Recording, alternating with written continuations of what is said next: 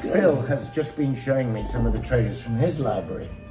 So I think what first kind of formed our friendship, Phil, apart from loving music, was loving C.S. Lewis. Absolutely. It was our mutual friend, Andrew Lazar, who was... Hello, Andrew. Hello, Andrew. Andrew. God Yeah, bless you. anyway, our mutual friend, Andrew Lazar, who was, I think he was always telling me about you and telling you about me, but then the C.S. Lewis was the thing. So, on this record is my sonnet, C.S. Lewis, Yeah. which, if I'm remembering this right, I think we were having an enthusiastic conversation about Lewis, unsurprisingly, and I was talking about this is amazing. This is, if I can just show my friend here, that this is Phil's first edition, 1964, of all the best things came out in the 60s. So 1964 of the poems of C.S. Lewis, which was, if you think Lewis died in November 63, and a lot of these poems were published posthumously, so Walter Hooper must have been burning the midnight oil. I bet he was. To do this. And in fact, you know, some of the like scholarship has moved on and the poems are re-edited and there's a lot more poems seen the light of day. Absolutely. Since this came out. So there's a new edition which I've got by Don King. And it's a bigger one too. Yeah, it's way bigger, yeah. So I use this, but I was in correspondence with Don King when I wrote the chapter on C.S. Lewis as a poet for the Cambridge Companion to C.S. Lewis. But we were sat here talking about this, and I started saying what a great poem I thought As the Ruin Falls Beautiful poem. was, not knowing that you'd kind of done a classic track of it, and that you got your guitar out and played. It's amazing. I don't know if that's it.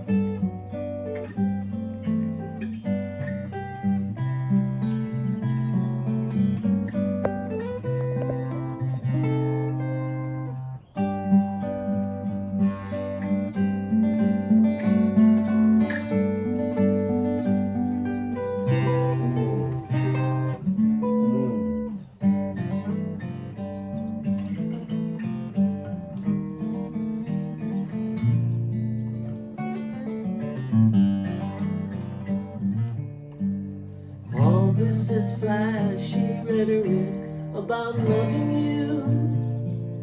I never had a selfless thought since I was born. I am mercenary and self-seeking through and through. I want God, you, all friends, merely to serve my turn.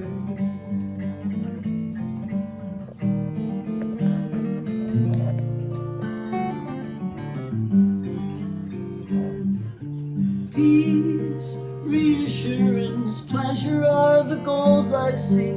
I cannot crawl 1 inch outside my proper skin. I talk of love, a scholar's parent may talk Greek, but self-imprisoned always end where I begin.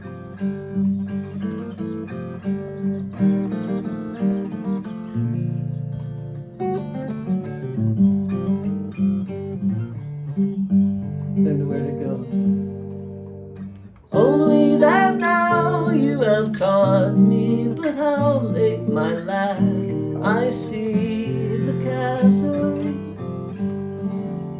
And everything you are was making my heart into a bridge by which I might get back from exile and grow man. But now the bridge is breaking.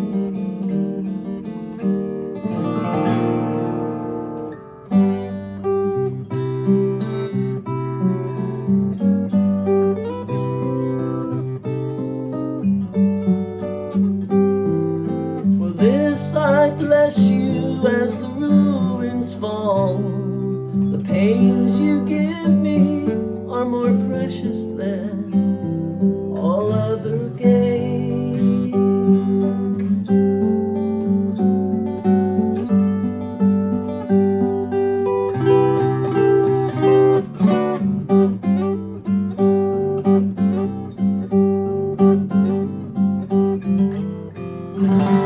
Oh, It's been a long time. bravo!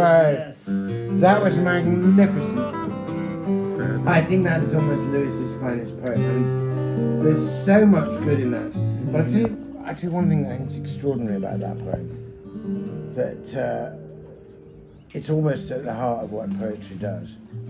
So, you know, in his sonnets, Shakespeare has this very modest line about what he's trying to do. He says, "All my best is dressing old words new, spending again what is already spent." But what he's doing is revitalizing the currency of language, giving it value again. So here's the thing. It's a cliche of all love poetry to say my heart is breaking. It's such a cliche that nobody actually knows what it means anymore. Lewis, in one deft and brilliant move, revitalizes it and renews it. How? Because he says, all you are was making my heart into a bridge. We sustain that bridge, and now the bridge is breaking. He's actually saying my heart is breaking because of you. But because he's made the heart a bridge, and the desperation to get out of my proper skin into you, the breaking really means something. You actually understand what it means to be heartbroken. This I bless you Because there's the ruin falls.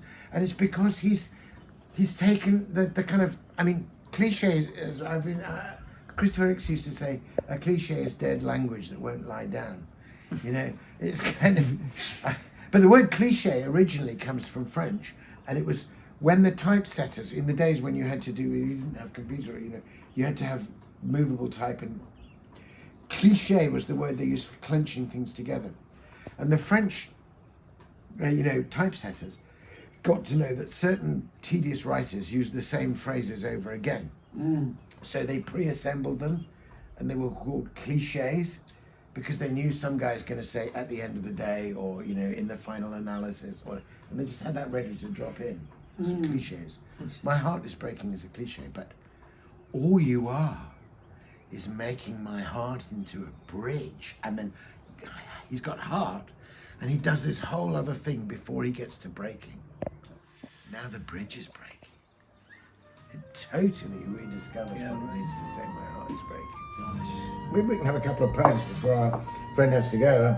Let's have As the Ruin Falls. Shall I read it? Do you Please. want to read it? I'd love to hear your voice. And then I'll read my poem about Lewis, which you then put beautiful music to. Oh yeah. So I should say what this is me. I mean, I wouldn't dare to pick up a musical instrument in this august company, but I'm reading, and then Phil is doing just the most amazing music around it. Anyway, here's As the Ruin Falls, which I think is one of Lewis's not only very best poems, but very best pieces of writing altogether. And of course, it emerges later. I mean, it's written to Joy. He's just trying to help her out. And then even as she becomes ill, he falls in love with her. Yeah. And he falls really, really in love. And that's what this poem is about not having, I mean, most people are writing a love poem to the woman they love. You'll kind of be tempted to say, I'm such a great guy. But Lewis does the opposite. The opposite. They weren't married. No, they got married in a registry office, basically so that she didn't have to leave England, and her kids didn't have to leave their schools. Right. And she had she was divorced from her husband who'd been abusive, and he was just trying to save her from that. And the idea was, this is just a friendly working relationship. Right. We're technically married to solve this immigration problem. That's right. But God had other plans. Right. Yeah. So eventually they kind of had a religious ceremony in the end. And this may be between the two, because I think the religious ceremony they had in her hospital bed. So this is As the Ruin Falls. All this is flashy rhetoric about loving you. I never had a selfless thought since I was born. I'm mercenary and self-seeking through and through. I want God, you, all friends, merely to serve my turn. Peace, reassurance, pleasure are the goals I seek. I cannot crawl 1 inch outside my proper skin. I talk of a scholar's parrot can talk Greek, but self-imprisoned always end where I begin. Only that now you have taught me but how late my lack. I see the chasm, and everything you are was making my heart into a bridge by which I might get back from exile and grow man. And now the bridge is breaking. For this I bless you as the ruin falls. The pains you give me are more precious than all other gains. So he's right, it's just astonishing. He's fallen in love with her at the same moment that they both realise she's dying.